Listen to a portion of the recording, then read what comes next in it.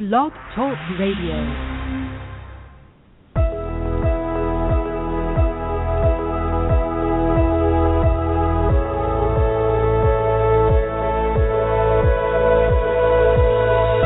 Welcome to Soulfullpreneur Talk Radio with your hosts Rachel Archelaus and Megan Grandelmeyer. Merging spirituality and business on the Enlightenment Evolution Network.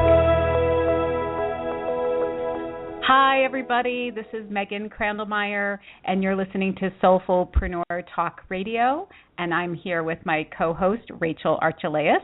Hello. Hi, Rachel. So we're so happy that you are tuning in today to listen. We have a super special show today. We have psychic medium Lisa Jones with us, and we'll be talking to her in a few minutes. So that she's awesome. She has such a beautiful story, and it should be just a great show. And if you would like to ask Lisa a question during the show, you can call us at 347-308-8788 and just press 1 on the keypad there, and that will raise your hand, and then we can see that you would like to ask a question. And also, we'll let you know that if you have an account with blogtalkradio.com, we open the chat window there, and so you can always chat with us and ask a question in there. And we welcome all your questions about your spiritual life, your business, or your life purpose journey. You can find us on our website, soulfullpreneur.com, and full has 2 L's. And we're also on Facebook at facebook.com/soulfullpreneur. And all of our shows are archived, so you can listen to past shows either from our website, or you can also find us on iTunes and YouTube. So I just wanted to also mention that we are part of the Enlightenment Evolution Network, and this network is for all things metaphysical. We have a fabulous team of hosts, and you can look on Facebook for Enlightenment Evolution Network, and they post lots of information about shows that are coming up during the week. And they also archive all of their shows on YouTube as well. So if you visit youtube.com/network enlightenment, you'll find all the shows there. But here is what is coming up this week on the Enlightenment Evolution Network. Wednesday nights at 9 p.m. we have the Enlightenment Evolution Hour with Rob Gauthier, and he's the creator of our network here, and he channels a being named Treb, and they take callers' questions, and they always have really interesting discussions. And you can learn more about Rob and Treb at trebchanneling.com. And Thursdays at 9 p.m. Eastern, we have Philip Malika's Consciousness Evolution Hour, and he talks about a really wide range of metaphysical topics from the perspective of the fifth dimension. And you can find Philip and the Consciousness Evolution 2.0 group on Facebook. And Philip also has a really great YouTube channel, so check him out there too. Friday nights at 9 p.m. Eastern, we have the Earth Experience with Kalina Angel, and she explores our soul's expansion through our human experiences on Earth. And on its new day, Saturday, at 1 p.m. Eastern, we have Victoria Vive Swang's Earth Sky People Radio, your bridge between heaven and earth, and she talks about living in oneness with one another, with Mother Earth, and with life beyond Earth. Saturday nights at midnight Eastern Time, we have a new show, Disclosure Now, with the Pied Piper and Texas Rebel. And that show covers all sorts of interesting topics such as conspiracy theories and government cover-ups and UFOs. So check that out if that's right up your alley. And Sundays at 4 p.m. Eastern, we have The Resonance Intention, hosted by Soul and Neil Gar. And Sunday afternoons at 2 p.m. Eastern, we have About Oneness with Karen Newman, and she focuses on celebrating the ongoing conscious awakening of our planet and our realization of oneness and unconditional love. And Mondays at 10:30 p.m. Eastern, we have Heart to Heart Talk Radio with Daniel Scranton, and what a show that is. He's got great guests. They talk about the shift, ETs, global events, channeling, energy work, toning, and sound healing. Basically everything about living in a high-frequency world and life. So call him and get in on the discussion. Daniel is a channel, a Reiki master, and a sound healer. Fabulous. And just to remind our listeners that any opinions expressed on Soulfullpreneur Radio by the hosts, us, or our guests does not necessarily reflect the opinion of the Enlightenment Evolution Network. True that, Megan. We can just say whatever we want. So I'm so excited that we're going to talk with Lisa Jones today. Yeah, me too. She has written a beautiful book called The Art of Living Happy After the Loss of a Loved One.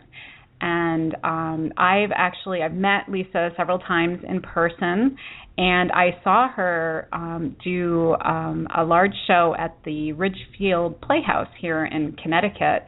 And what is neat about that is it was a couple of years ago now, and it was on the early side of my spiritual journey, and it was kind of neat because certainly as I started to talk a little bit about I was experiencing and how I was growing spiritually, new friends came into my life, and so someone invited me to go and see Lisa's event at the Ridgefield Playhouse. And so I remember I was in kind of a funky place at that time, feeling a little lost, having been more of an analytical person my whole life, and then suddenly this spiritual side of me was opening up, and it was unexpected. So I remember, going and sitting in the audience, and Lisa talked for a while, and then she opened it up for people to ask a question, and I swear it was like somebody was sitting next to me and just pulled my arm straight up.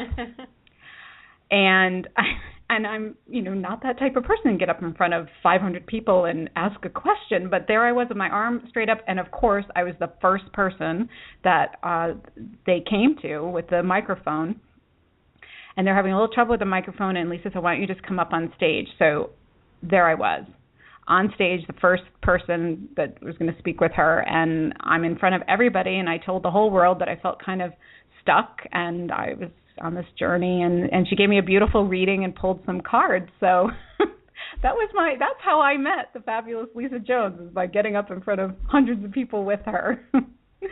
So I just thought I'd share that with everyone. I love that. And look you're not stuck anymore. I am not. I'm in a much happier place, and I get to speak with Lisa on this whole topic when just a few years ago I just didn't know where I was going and how this was all working. And I think Lisa's story, when you read her book, it resonates with me. Lisa was an accountant for many years, so she, like I, have this super linear analytical side to us, and yet we get launched into this world, and I'd love to talk to her today about that struggle of the analytical fighting the spiritual side of us. But without further ado, let me read her intro. So Lisa is known as the connection to clarity for the transformation that she has provided for so many. As a spiritual psychic medium, inspirational speaker, and author of Art of Living Happy After the Loss of a Loved One, she's been featured on ABC, CBS, and Fox News. She's also the Monday morning medium on Connecticut's Star 99.9 radio station. Lisa was a certified public accountant for Price Waterhouse Ernst & Young and several Fortune 500 companies before her transformational awakening, which ultimately led her to start her own business, Art of Living Happy, in 2010. After changing her life's purpose from corporate to consciousness, she now speaks to groups and teaches life-changing workshops on the powerful potential of spirit, abundance, and happiness. Welcome, Lisa. Let me get her on. That was wonderful. Hi, Lisa. Hi, thank you so much for having me today. I am thrilled to be here with you guys. Yeah, we're so grateful that you're here. I absolutely loved your book, and I know we're barely going to have time to fit in all that we want to get from you, so I really appreciate you sharing this with us. Absolutely, absolutely. So, Lisa, there's so many things I want to talk to you about.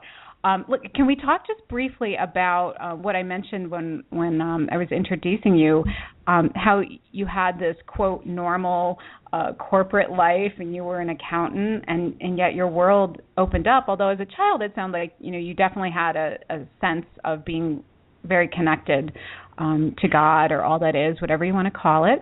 Right. But how have you wrestled in your life with the analytical Lisa and spiritual Lisa? Oh boy, that has been quite the journey. And like you said, Megan, you and I met, at your perfect time, just as I had met my spiritual kind of leaders at the perfect time for me.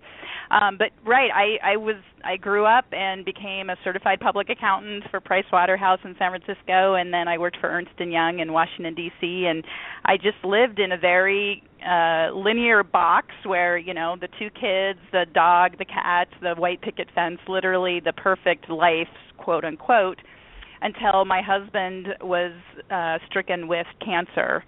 And that really, it was interesting because that really was the beginning of my awakening. And like you said, as a child, looking back now, of course, I can see that I was very connected, but I didn't know what that was. I just thought everybody was connected like that. But now as an adult, I can see that I had all of this kind of growing, and I really didn't know what to do with it, so I just kind of didn't do anything with it.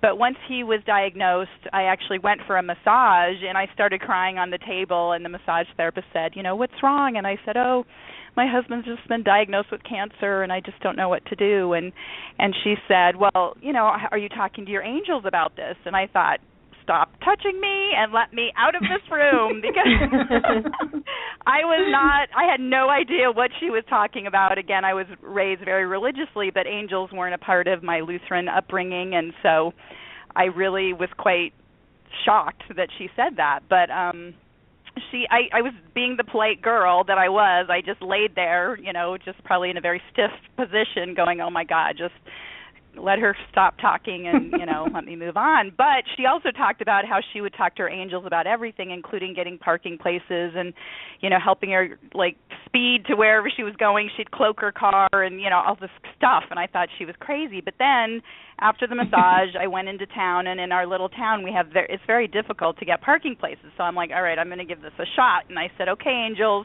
if you're for real, I want a parking spot right in the front row of this store I'm going to. And sure enough, bang, there was the parking spot. So that literally was the spark that kind of opened this whole new world for me. And it's been a struggle. I mean, even after he died, and I was still working in the accounting. I was at a hedge fund. It got harder and harder there, and my angels kept saying, you've got to get out of here. And so they literally practically kicked me out. And I thought, okay, I really I'm doing this to, start my spiritual career. Well, little did I know that 3 of the principals are actually facing prison time right now. So not only did they want me to get on with my career, they wanted me to get out of that situation before I was mixed up to it. So yeah, that's actually pretty one amazing. of my tabs. In your book, I have got a bunch of Post-it notes, and on page 101, you said, Spirit made it hard for me to be there, when you were talking about that last job. And yes, I love that. Can you explain more about that? Because I think so many people can relate to that. Absolutely. And this was such a huge awakening. In fact, wow, I'm getting big tingles right now, which is Spirit saying, yes, this is absolute truth. So anybody listening right now that is going through any difficult time in a situation, if you're not happy in your job and you're really struggling, that is Spirit talking to you and saying, there is something better for you. There's something more for you. And that's what I took the hard way of doing it, because they literally had to practically,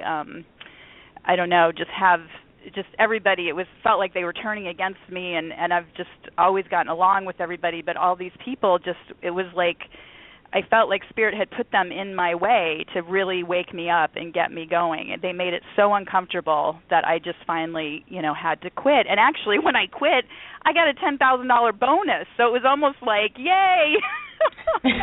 She finally listened to us, and then, I got this great bonus at the end. So it was just it's an amazing thing when you can really realize that if things are difficult, there's another way. Like there's always a door or a window somewhere else that can get you where you're going. And so I hope people can find that.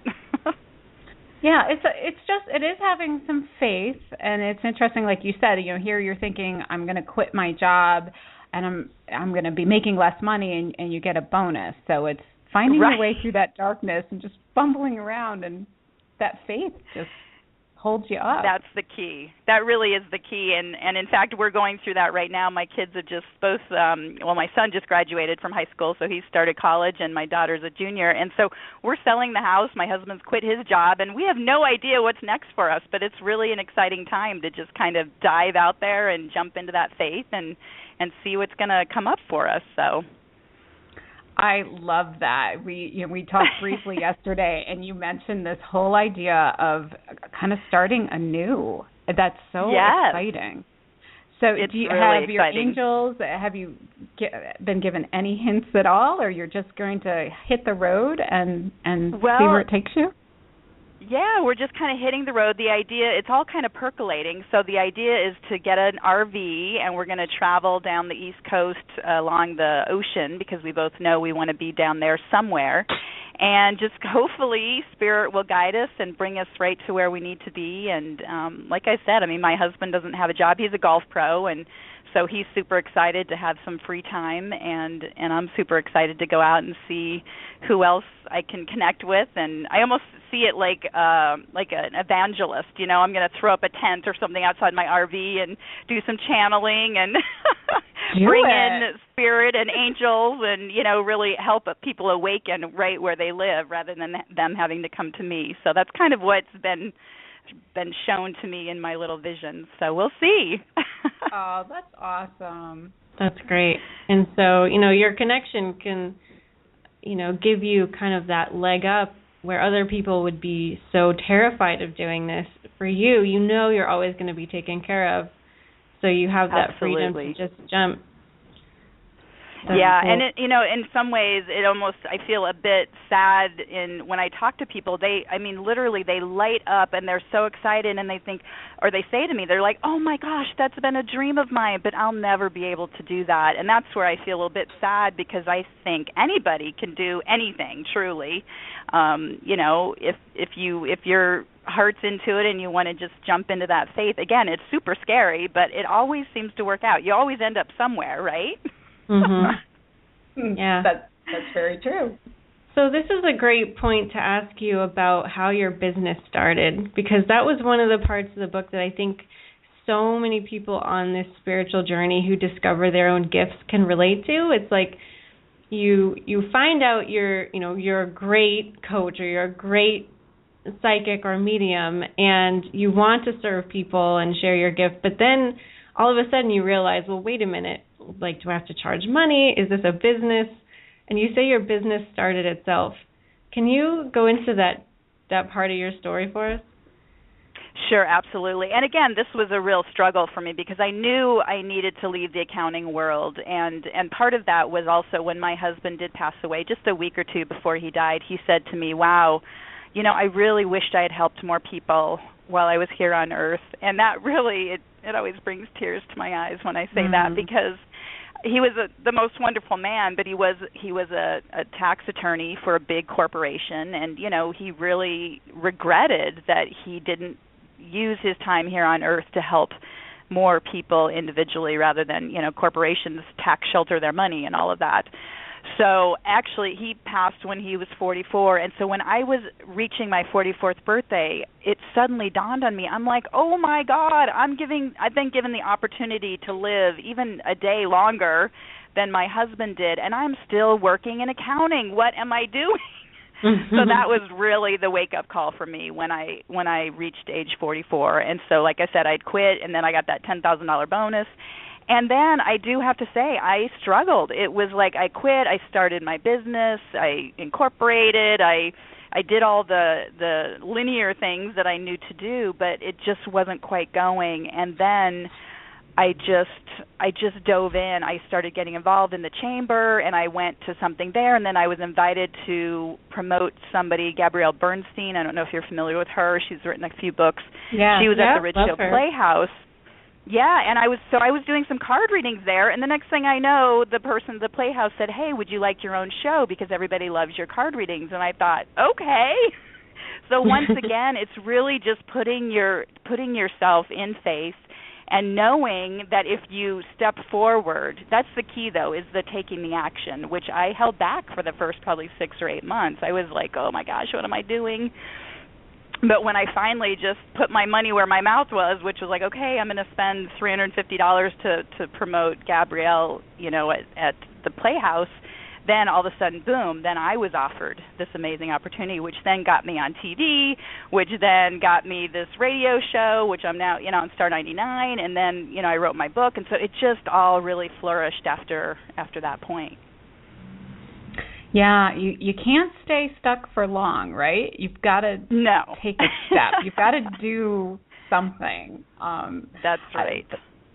That's what I've been doing the last couple of years, and I didn't know quite where I was going, and hosting a radio show was not what I expected, but it's so much fun, and I love that. I know, isn't it fun? That's the thing. Like you'll come up with new things that you never even thought you'd be doing, right? I mean, I never thought I would be on a it's a big radio station here in the state of Connecticut, and I think there's 500,000 listeners when I'm on in the morning. But people call in and I do their card readings and they just love it. And now I do events all over the state, and it's been a ball. And again, never in my wildest dreams would I have grown up to be have my own radio show. Yeah, I love that.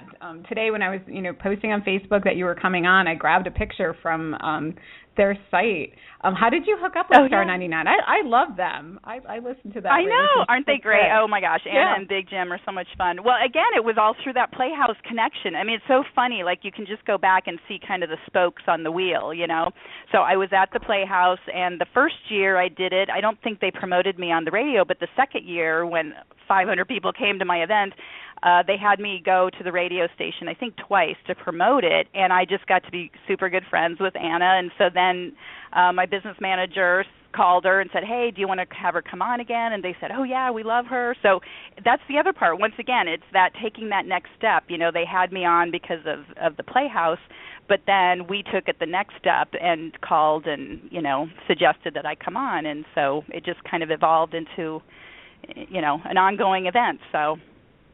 Wow, that's great. That's so much fun. Yeah, totally. Connecticut, as you represent them. So, one interesting thing in your book when you talked about the Playhouse is that the very first time that you did your big event, you had kind of an odd introduction on stage there.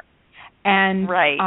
And we can talk about it. You can describe it, but I wanted to ask you afterwards if you thought back on that, and because sometimes I think when things like that happen, I self-reflect and I think, gosh, is this my resistance?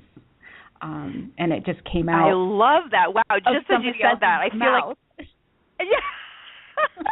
I feel like a light bulb just went off in my head when you said that, because I think you're absolutely right. I think that's what it was. I didn't even get that till right this second. So you're absolutely right. So she asked me to be on this, do I want my own show? And then it was like 9 months later when it actually happened.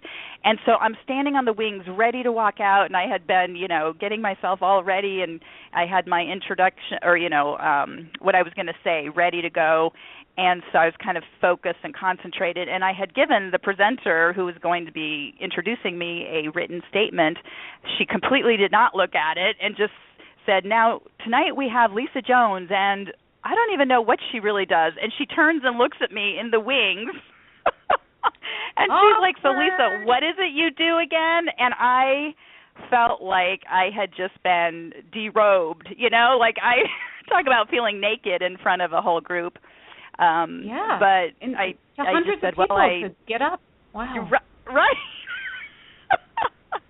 So anyway, but I love what you just said. I think that's exactly what it was, because I tell you, I was like, I cannot believe that I've been given this opportunity and I don't even really know what I'm doing, and I was so nervous to be channeling on stage for all these people, because I'd done smaller groups, probably the largest was maybe 30 people. But there were hundreds, and so it was really terrifying. And I think I completely came to fruition what I was so terrified about. And you survived. The worst happened. I did. Yes, I just had to call even her. I'm like, Archangel Michael, come save me now. Yeah. That's awesome. I also love it that you're showing us that it's okay to be afraid and to go after things that scare you, you know? Right. I think we let fear hold us back so often because we have those voices in our head like, I haven't been doing this long enough, and, you know, nobody will have me on their stage. And we come up with all these excuses, except if we just try, you know, it might work out great. I think you're right. And it's also, it comes down to authenticity, because really when push comes to shove, you know, do people want to see somebody who's so polished and so slick and doesn't make any mistakes, or do they want to see that, wow, they're just like me, you know, that's maybe something that would have happened to me? Or the next event that I did there, I got up and then I think you were at this one, Megan. After a couple of people came up, I froze on stage, and I said, you know what, I am not going to make anything up here. I just need to step off the stage and come back and, you know, regroup. And I was terrified. I didn't know what was going on, but nothing was coming through. And I think it was my fear. When they raised the lights and the entire audience was filled with over 500 people, I was just like, ah! So I got off the stage, and again, I called in all my angels, and I just said, I need your help right now. And I swear, it felt as though they escorted me right back onto that stage, and then boom, I just started left and right, and it just started flowing. But afterwards, people said to me, you are the most believable medium I have ever seen, because most will just say, like, oh, your mother's giving you a bouquet of flowers, or just, you know, kind of those pat answers. And the fact that I said, I need to go off because I'm not going to make anything up, really helped some people there become believers, which, so, you know, again, I think Spirit all had it planned out, but it still scared me to death.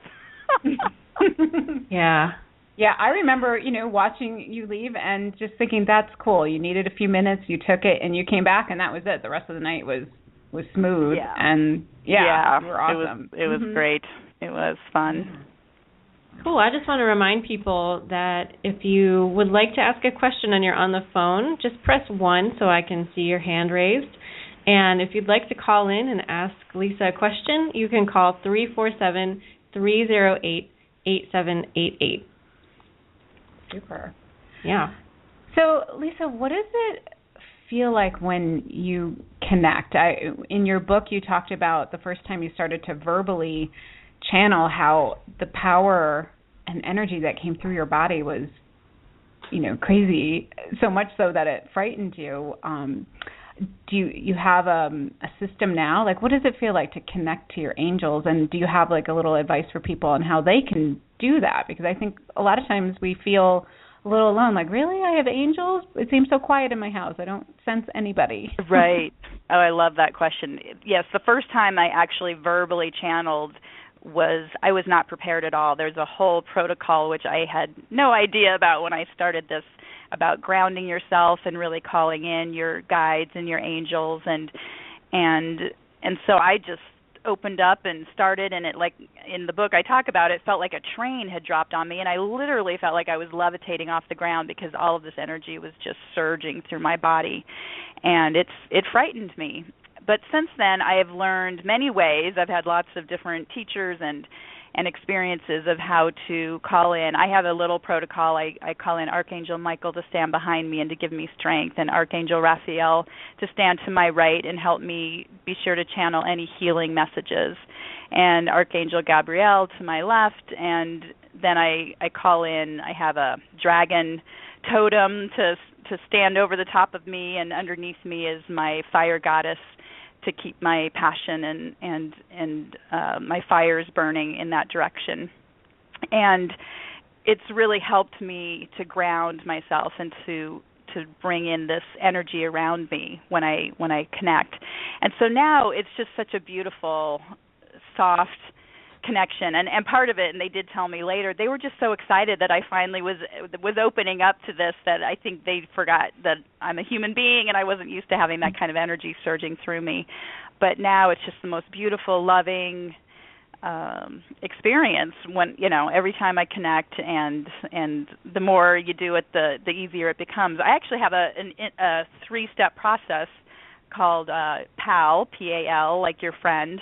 And so an easy way for people to practice is, the first step is P, which is prepare. And that's just to really sit quietly, and this is for handwriting, to channel through your written hand. And to have a pad of paper and a pen, and just, really turn off the TV and the phone and all of that, and just ask. The second one is ask. So ask your angels, dear angels, what would you like me to know? And then the third L is listen. And that's the hardest part for people to really discern. Am I just making this up, or is this really my angel coming through me? And the thing to do is to really just write whatever you hear in your head. And over time, you can really figure out that it's not your head, because they'll start using words and phrases that you don't usually use. And a lot of times, initially, it's just very simple, like we love you, or we're here for you, or, they say peace and hope, just very gentle, sweet words. And you can also feel the vibration of it, that it's them. So I would love for people to give it a try, and to see that we all do have angels and guides with us all the time, and it's just a fascinating world when you start playing with their energy. Wow. Thank you for that. That's wonderful.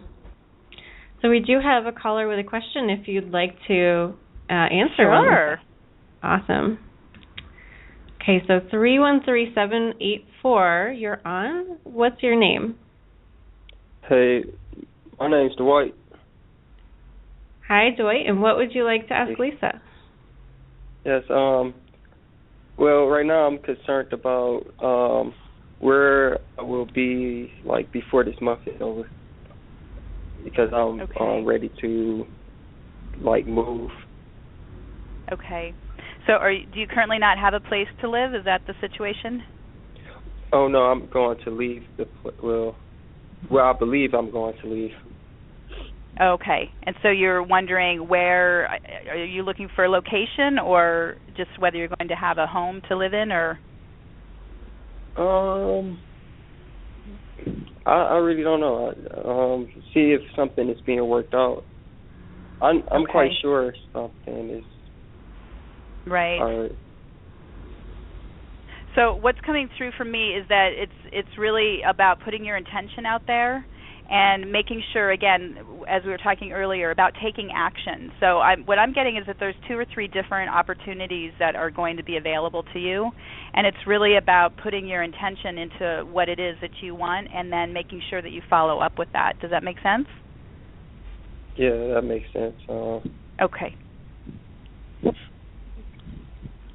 Awesome. Thank you. Yeah, thank you so much. Oh, yeah. Cool. That was helpful. Okay. Great. Cool. Thank you for that. We have more. Do you want to take another call? Sure, yeah. Okay, great. This one is from Connecticut. So 203-798, you're on with Lisa. Hi, Lisa. This is one of your biggest fans, Barbara Reddy calling. How are you? I'm good. How are you, Barbara?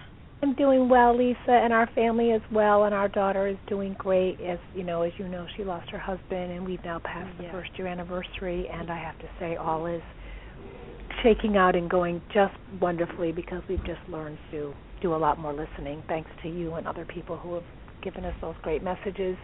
I have some, just a small concern. I'm looking for, I have to have some upcoming surgery as a personal trainer. I've done some damage, serious damage to a muscle. And I'm just looking for prayers of perhaps how you would call in the people who you would say you want to give you the confidence and the courage. Doctors are confident that they can fix my hamstring, which is very badly damaged, but I'm fearful. I'm feeling more fear because of my career and all of these things, and I just know that in our day-to-day life, the fear is such an enemy, and I'm just trying to tap into that confident, secure love that I know will carry me through not just the surgery, but it's a very, very long recovery. As a personal trainer, it's difficult to say I'm signing up for this and taking 3 or 4 months away from my job, but I know it's necessary to heal. So it's just been sort of a fearful time for me, and I know that I've been very distracted this past year with my daughter's life, and I probably let things go further than I should have. And now I feel like the message is it's time to slow down and take stock and regroup within myself. I believe there's some messages here. Absolutely, and you're getting them loud and clear. I feel like you're channeling right about what I was going to say, but absolutely call in Archangel Raphael. He's the angel of healing, and really focus a lot, work with him, and ask him to surround you and to help with the healing. And they were also telling me that this is a time for you for reflection and really to spend more time, really working on your spiritual side. It's about slowing down and really connecting even in a more deeper way than you have. And they're telling me you're going to be you're going to be channeling, sooner than later. So this is a real growth period for you, not so much in the physical sense, but in the spiritual sense. So it's an exciting time, and to really embrace it rather than to fear it. Just dive into that fear, swim right through it, and when you get to that other side, you'll see that it's really a brand new time for you. Well, thanks, Lisa. I've been thinking of doing some things, I don't know, A Course in Miracles, or trying to get something set up for myself so that when I'm post-operatively home recovering, I've thought, I could really give this soul focus, and I guess I haven't felt the opportunity to do that in a long time. And I'm pulling in so many different things to work on, though, and now I just need to not be all over the place and just maybe ask for some help in determining, calling in my spirit guides and asking them to help me choose which things to really focus on. But I have sort of felt like it's more of a message of physical, and I have been certainly getting the message. Oh, thank you. Thank you for just affirming. Thank you, Barbara. I think I knew, and thanks to all the people out here who you're helping and encouraging, and bless you. Merry Christmas. Thank you. Merry Christmas. Okay. Thanks for calling. Yeah, thank you. Wow. Yeah, I felt like she was definitely connected and channeling her own advice, which was beautiful. Yes, right? The words were coming right to my mouth, and I swear they were just shooting out of her mouth. So that's the power of this. As I say, I felt like I went from a black and white life to a 3D full dimensional, high def life when you really connect in with your soul, your spirit, with universe, God, whatever you want to call it, because it's so multidimensional that we just most of the time we're just caught up in these very static lives of wake up, go to work, eat dinner, go to sleep, wake up, go to work, and there's so much more if people just can open up and let it in. Yeah, that's the challenge sometimes, to become self-aware that you're doing that you're living almost like a robot kind of life. Right. And usually, something happens, right, to shake you up, as you know. That's it. That's exactly traumatic. Right. And so, and that's why when quote unquote bad things happen to people, it's really an opportunity if people can embrace that as looking at as really a growth period for why they're here. And yes, we all want to have that magical life, but truly, I think life would be kind of boring if we didn't have some things to change it up and ooh, I don't know what's going on. I don't know. You clicked. Maybe the angels are calling in for us. That must be it. The angels are calling. Yeah. Well, one thing I wanted to share with our listeners and talk a little bit about is the what I guess I'll call the shared death experience you had with your husband. And I'm one that when my journey started, for me, one of the things I realized I had to tackle right away was a fear of death, which I've had since I was a young child. And so I found actually a beautiful book, and we're having the author on in February, a book called The Last Frontier by Julia Sante. And that book was really helpful to me. She's also a medium, but she's worked in academia her whole life and scholar, so she kind of kept the medium side to herself a secret, and because the two don't necessarily mix so well. But yeah, so this fear of death that I've dealt with my whole life led me to lots of books on near-death experiences, which I'm always fascinated to read about. But your experience with your husband was so beautiful to me, and I know that shared death experiences are being documented more and more, but did you want to share a little bit about what happened at the time of your husband's passing? If it's not too difficult, because I know. Oh, no, and I love to share it because it truly, that was definitely the turning point for me. I don't know what's happening here. Well, we'll just keep going. Yep. Do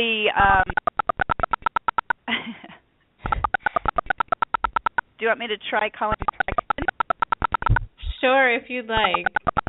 Okay, let me try. I don't know if it's my phone or what. Let me just see if it's going to stop, because I think with all the rain that we're having in Connecticut, my landline gets a bit weird in this weather. Yeah, you're sounding okay now. Okay, yeah, it definitely sounds better now. Yeah, I think it is the angels. I think we're getting some. That's one of the issues I have when I work with most of my clients. I work with on the phone, and the energy is so high that things happen all the time like this. So I'm not surprised at all. So when my husband passed, it was the last few days, and he had just suddenly got quite worse. So we called in hospice, and it was the first day they had come in, and they said, he actually looks pretty good, and it probably is going to be 2 or 3 weeks, which was quite shocking to me because he had taken such a turn in that day or two. And fortunately for me, his best friend flew in from Seattle, and his brother came down from New Hampshire, and so it was the first time I wasn't alone with him in the house and the 2 children who were 8 and 10. So that night, the kids went over to their grandmother's, and I gave Ian a kiss goodnight and then went to bed. And I wrote to the angels and just said, please help us and give Ian peace and help me. And obviously there's no way out of this, so just please help us. And the next thing I knew, I was in heaven, for lack of a better term. I mean, people say, well, were you dreaming or this or that? But it was something I've never felt before when I've dreamt, and I dream a lot. But I truly felt I was in another dimension, and it was the most beautiful, loving, warm experience. It was just filled with light and love, and everything was gold, and there were banners flying, and there was an announcement saying, the Grand Mystery Ian Sharp is about to arrive, and all these angels were just coming together, and it reminded me almost of a potluck. Everybody was bringing gifts and just this huge bounty of coming together and welcoming. They were coming to a spot where these giant doors were, and so just as the doors were about to open, and the anticipation was just staggering, all of a sudden, knock, knock, knock, knock, knock. My brother-in-law knocked on my daughter's door where I was sleeping, and he said, Lisa, wake up. Ian just took his last breath. And I was ripped out of, I was there, and then just as he was about to walk in, I was awake, and all I could feel was joy, knowing and seeing where he was going to go. And it just absolutely, as I said, it was the transformational point in all of this work I had been doing, because I had been channeling angels up to that point, but I don't know if I fully believed everything that was happening. But that night I knew that there's somewhere else that we go after we pass, and that he was going to be okay, because, again, being raised very religiously, I thought he was frankly going to go to hell because he hadn't been baptized. And so I was frantic about that in the last few months of his life, and he didn't care. He's like, I don't want to be baptized. Stop talking to me about this. And so I was really quite, talk about fearful, terrified that for his soul. And so then they came and took his body, and so that morning I had to go tell the children, and that was by far the most difficult experience. But as I was blow drying my hair, suddenly Ian's voice was right in my ear, and he said, oh my God, Lisa, I love you, but it is so awesome here. And I knew where he was. I knew that he had gone to that awesome place that I had gotten to get a sneak preview of. And so when I started sharing the story with people, somebody said to me, well, that's a shared death experience. I'd never heard that term before.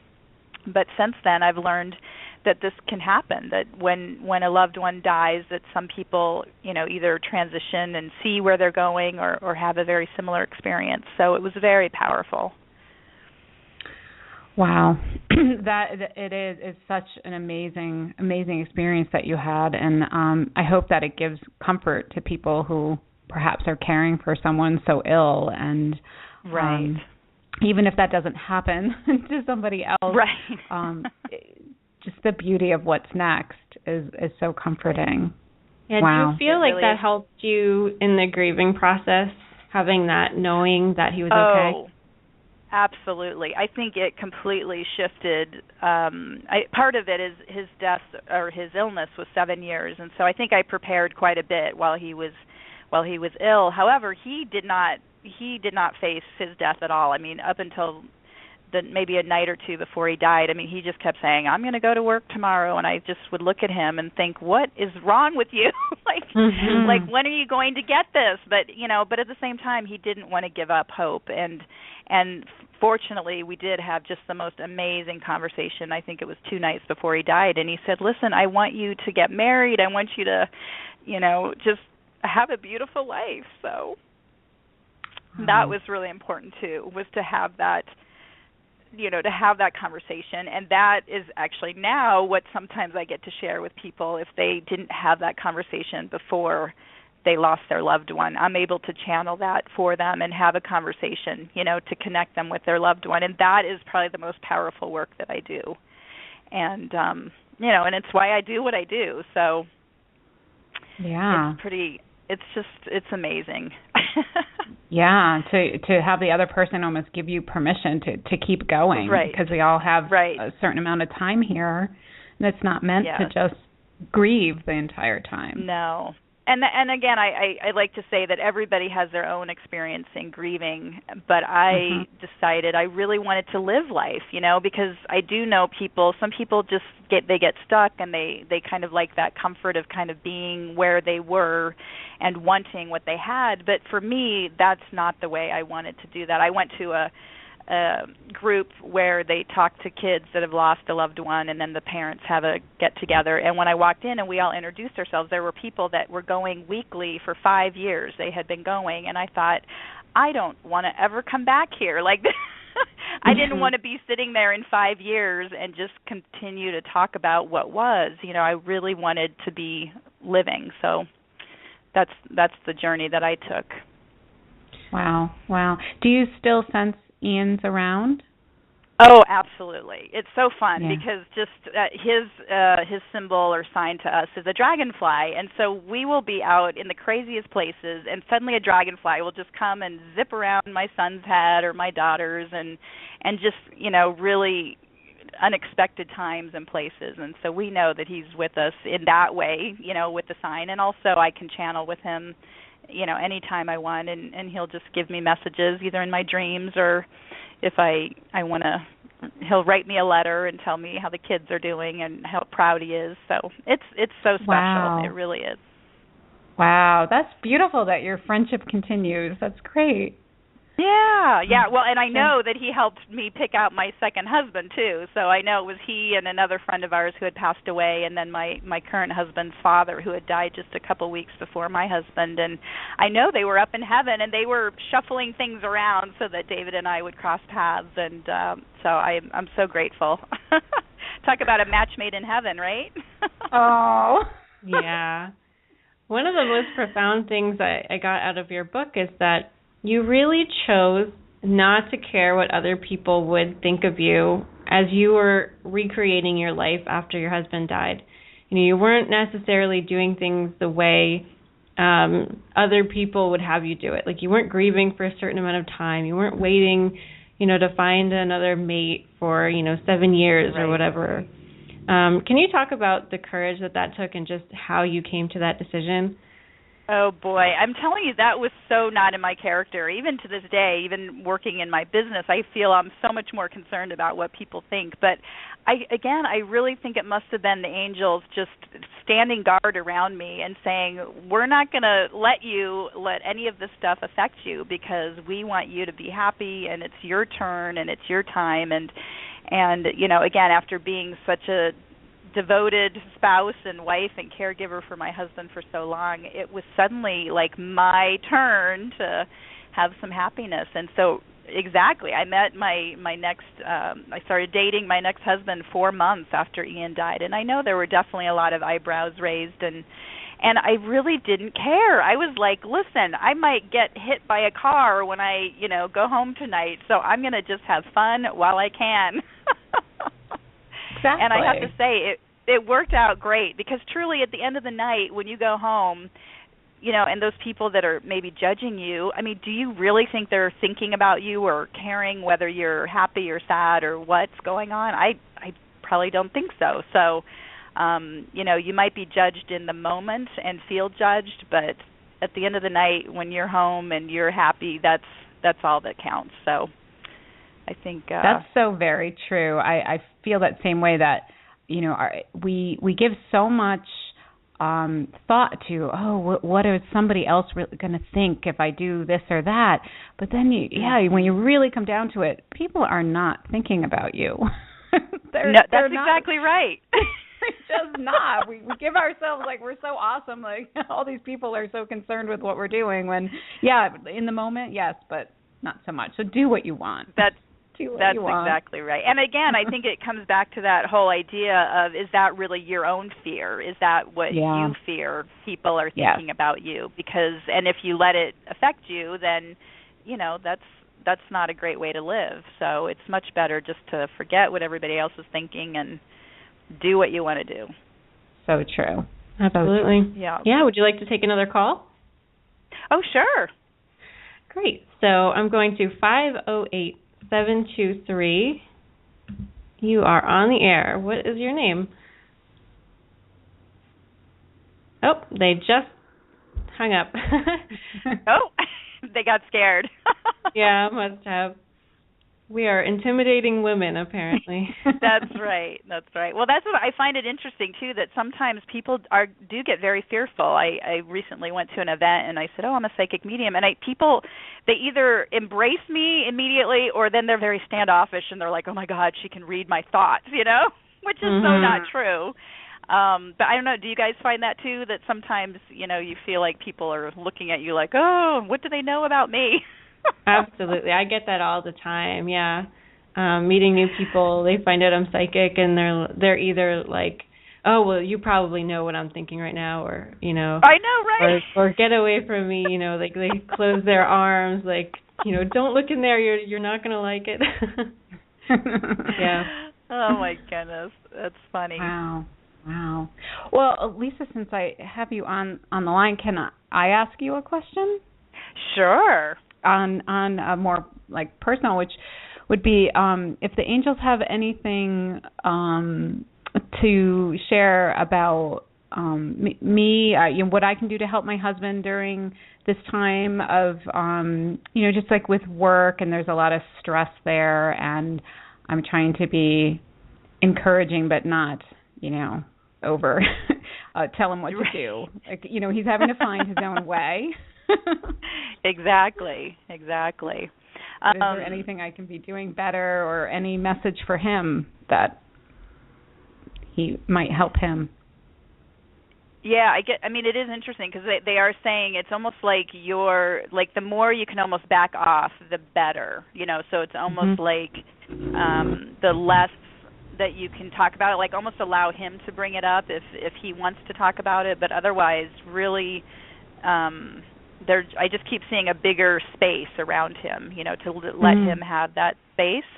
And then as far as for him, for a specific message, I guess, so they're telling me the caveat. So when he is ready to talk, then you can tell him this, but maybe wait till he asks you specifically. But it's really about something about standing up for what it is that he wants, and that it'll actually bring more respect to what it is that he's doing, and then he'll again, I don't usually understand the messages that are coming through, but that's what they're talking about. Something about him really, it's almost like him taking a stand, and that would actually bring more respect from the higher ups. I love it. Thank you. Yes, you're welcome. And that's the Thank funny you. thing too, is that when I do get messages, I never know, of course, what they're really about. So I'm trying to explain something, and then of course my own mind is going, oh my gosh, is that right? Is that wrong? I don't know. So that's where I still have my linear part where I just need to shut it off. Oh, it's none of my business what's coming through.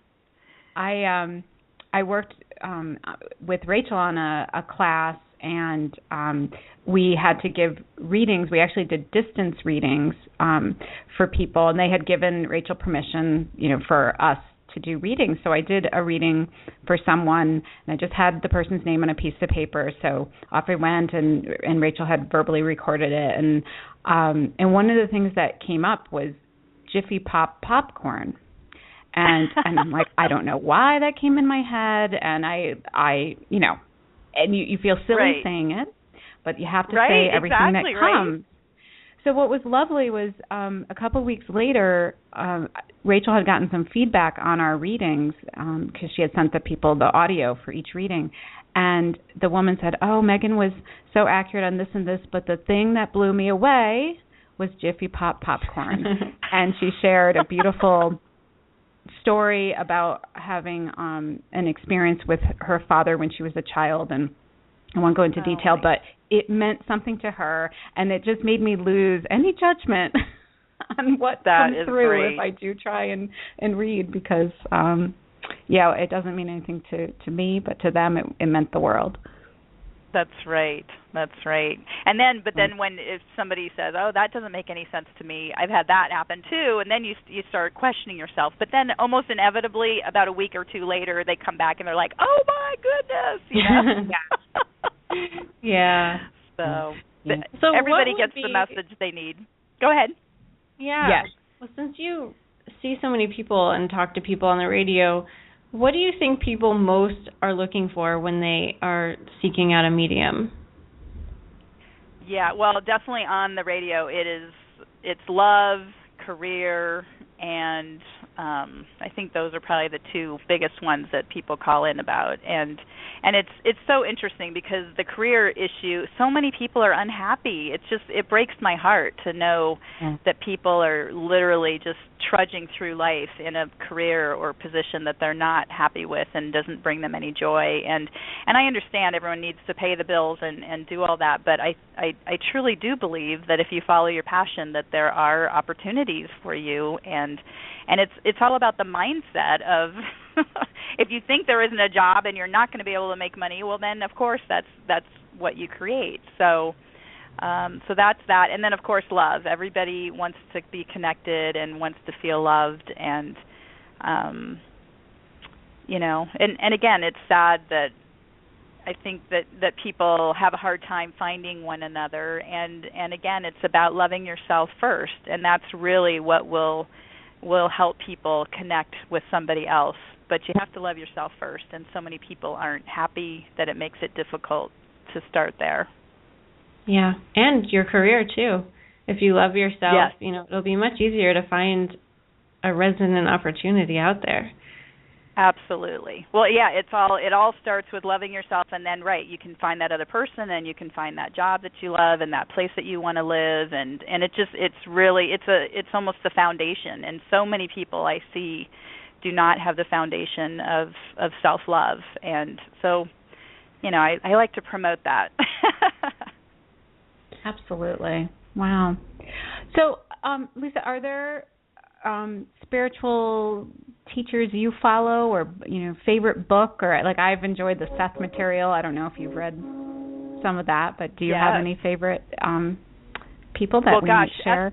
Esther Hicks. So I love Abraham. So I'm sure you guys are familiar with Abraham. Yep. And then John of God is another favorite. I'm actually going to Brazil in March. I'm so excited. And I just met with John of God in Omega, and it was a powerful experience. So now I'm going to go to Brazil and see him there. And then Denise Lynn is one of my first teachers, and she's got several books. Soul Coaching is a really great book, and people she has a 28-day program that you can read in the book that really helps you clear. I was thinking about it this morning. It's almost like clearing your clutter, in your spiritual life. And I think that's a lot of people's issues, is that they're so cluttered with all this stuff they don't want that, they to spend a little time focusing on what they do want is really, really helpful. Yeah. Cleaning out to make room for the new is right. Sometimes that's an emotional thing, like letting something go or learning how to truly let it go. But sometimes even on the physical, just cleaning out the clutter, the closets and all that, it's so freeing. And I did that several times over the last few years, and big things happened after I did that. Absolutely. That's where I usually tell people to start there. Just go home and clean even just a drawer. Start with a drawer and you'll see the energy start shifting, because it's amazing how, energy is so interconnected that when you do have the clutter in the house, it's cluttering your mind, it's cluttering your space. So once you start moving stuff, everything starts shifting. Yep, for sure. So fabulous. I love that. Yeah. Well, I'm so intrigued. I wouldn't want to let you off the phone if I didn't ask you a question. That's right. So you were so gracious enough to send me your book, and I absolutely loved it. And in the beginning, you wrote that I'm blessed with knowing my power. And I thought that was so wonderful, and it gave me such, it felt like a hug. Can you tell me a bit about what that means? Absolutely. Well, first, know that was directly from the angels. Gosh, I'm getting all teary-eyed just even thinking about what I wrote, because, again, when I write the beginning or write into the book, I just channel directly from the angels. And so they just want you to know that you are so powerful, and you are just okay, I'm just gonna start talking from them directly. But you're so powerful, and we are so happy that you are truly sharing your love with others and your joy and your passion, and you're just helping people open up in ways that they never knew that they even had available to them. And they just want to congratulate you. It's like there's like a receiving line of angels, and they just want you to go down and shake each of their hands. And to give you a big hug, and just to know that you are so powerful, just as everybody else is. But you're using your power to truly empower others, and that's what they're jumping up and down in joy for. So thank you for being you. Oh, I'm teary too. Thank you so much for that message. You're welcome. And I think everybody knows I'm one of Rachel's biggest fans. I'm so lucky to work with her on this, but I worked with her privately for quite a while, and she helped me so much. So I just love that she helped. That's great. Yeah, she helps so many. Wonderful. Thanks. Yes, everyone here does. Megan, Lisa, we're in the business of, sharing the angels, sharing the beautiful world of love that we all really live in. Absolutely.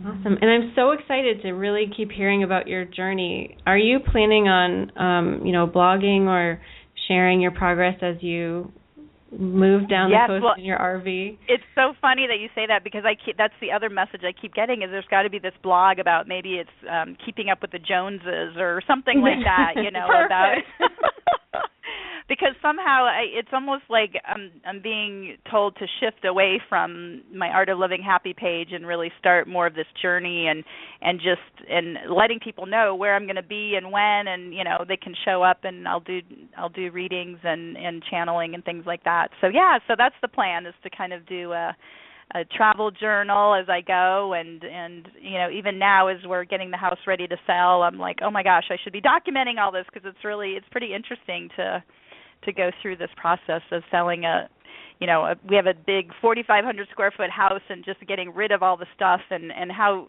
tearful it is to go through it, and yet necessary to scale down to a much smaller house and or RV. Yeah. Wow, that's a big task.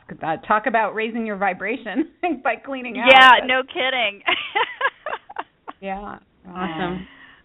Well, if people would like to learn more about you, where can they find information? Yes, my website is artoflivinghappy.com, and that's the same on Facebook. And then on Twitter, I'm at Lisa Living Happy. So I'd love for anybody to reach out and connect, and love to hear from people. Great. And your book is on Amazon? Yes, my book is Art of Living Happy After the Loss of a Loved One, and it is on Amazon. And so, yeah, it's pretty exciting. I still can't believe I wrote a book. It feels surreal. It's exciting. That's quite the project. Yeah. Yeah, it was a huge project, but I think the angels kind of just did it all for me because I barely remember doing it now. But at the time, it was definitely a project. I think I was very envious of your memory that you had such detail about, relationships up with your brother and family and all. I'm like, wow, I can't remember what I did yesterday. And I know. You had conversations written down. I seriously, I think I had a lot of this it channeled out of me, or I had journals and all sorts of things that I was referring to. But wow, it finally came together, and I'm so happy with it. So, it's a great book because it reads just like a story, and it's not preachy. It's not you should live a certain way. It's just you telling your story, your journey, and for me as a analytical with this spiritual side of me, I was like, oh my gosh, this was written for me. This was beautiful. Oh, well, thanks. I know one of my friends that read it said, it felt like you were sitting in my living room and we were having a conversation. And I thought, my gosh, that's like the best compliment I could have gotten. So yeah, I agree. And there's actually at the back of my book that you were asking about books and things I love. Even if you go on Amazon and just look at the back, I think I have 3 or 4 pages of my favorite books and some people that have helped me, like my book coach and some of the other people that have helped me along my journey. So feel free to dive in. Anybody that wants to find some resources, you can view those right there on Amazon. So. Oh, great. Yeah. Well, this has been great. Of course, it feels like 20 minutes and then over an hour. I know. I'm like, wait, are we done now? We just got started. No, I'm kidding. So, well, thank you so much for your time today and sharing your story, and we wish you the best on this new adventure, which I'm so envious of, and I may be a year or 2 behind you. So watch for my great. Well, yeah, keep me posted where you are, and we'll hook up at a different, campsite or something. That's right. Yeah. So, thank you for having me. You guys are awesome. I love your work, and it's just such a blessing to have been invited to be a guest on your show. Thank you. Well, you're welcome. Thank you so much for being here, and thank you for taking calls. And we're so excited to keep up with you and to watch your journey unfold. Awesome. Thanks so much. You guys have a great day. You thank too. you. Bye. Bye. Okay, Megan. Well. Isn't she awesome? What a great guest. Yeah, so much for so many people. Whether you're in a job you don't like, or your gifts are awakening and you're a little scared, or if you have lost a loved one, Lisa really has, she has so much to relate to for everybody, Yes, very relatable. One thing we didn't really talk about today in her book, she talked about how when you do open up and that sometimes some friends go and new friends come in, and she had to have some friendships come to an end, and that's a hard part of awakening. But it does make room for new people that are more supportive. So, make sure you're looking around and that you're surrounded by people that are lifting you up and not trying to keep you the same. Definitely. Yep, and it often just happens naturally as well. It does. So listen to yourself. I think that's the overall message. Listen to your intuition and your instincts, and you'll be guided in the right direction every time. Absolutely. So read her book, Art of Living Happy After the Loss of a Loved One. It's definitely worth the read. It's a very good book. Yeah, so another episode. Another one down, and so we have one more for 2014, and then we take a little break and come back in the new year. Mm-hmm. Yep, with amazing guests. Again, we have Julia Asante in February for the book club show. We have Sonia Choquette penciled in, so we're very excited about that as well, and more to come. Yeah, so if you are wanting to read the next book for book club in February, and maybe you have some time off over Christmas break, if you go onto Amazon and just look for The Last Frontier by Julia Asante, that's going to be the book that we'll talk about in February, and it's fabulous. It maybe sounds dark. It's kind of all about death, but it's from interesting point of view, and she's very researched on different cultures and how they approach death, and then she talks about her mediumship work, and it's a lovely book, and we'll talk more about it in 2015. Yeah, awesome. Can't wait. So we are part of a network. It's called the Enlightenment Evolution Network here on Blog Talk, and we have lots of shows coming up this week that you definitely don't want to miss. Tomorrow night's show is called the Enlightenment Evolution Hour with Rob Gauthier. It's at 9 p.m. Eastern, and he channels a being called Treb who takes your questions, and you can find out more at trebchanneling.com. Thursday nights at 9 p.m., we have Philip Malika's Consciousness Evolution Hour, and he discusses a wide range of metaphysical topics from the perspective of the fifth dimension, and you can find him on Facebook on his Consciousness Evolution 2.0 group. And Friday night at 9 p.m. Eastern is the Earth Experience with Kalina Angel, where she explores our soul's expansion through our human experiences on Earth. Saturdays at 1 p.m. Eastern, we have Victoria Vives Wong, and she hosts Earth Sky People Radio, your bridge between heaven and earth. Saturday night at midnight Eastern is the new show Disclosure Now with the Pied Piper and co-host Texas Rebel. And then Sundays at 4 p.m. Eastern, we have the Resonance Intention hosted by Soul and Neil Gower. And Sundays at 2 p.m. Eastern is About Oneness with Karen Newman, where she talks about celebrating the ongoing conscious awakening of our planet and our realization of oneness and unconditional love. And Mondays at 10:30 p.m. Eastern, we have Heart to Heart Talk Radio with Daniel Scranton, broadcasting live from beautiful Hawaii. And he is a channel that talks about the shift and ETs, global events, energy work, and sound healing. Yep.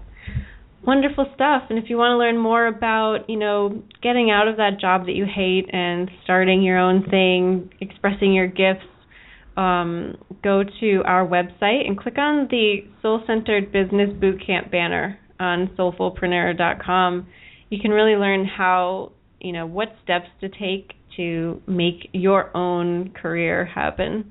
And, of course, Megan is a website maker extraordinaire. So if you need help in that department, just go to starboarddigital.com. And thank you for joining us. We really love sharing these shows with you. Thanks for calling in, for listening, for being in the chat with us. We could not do this without you, and we send you tons and tons of love. Have a great day, everyone. Thank you. Bye.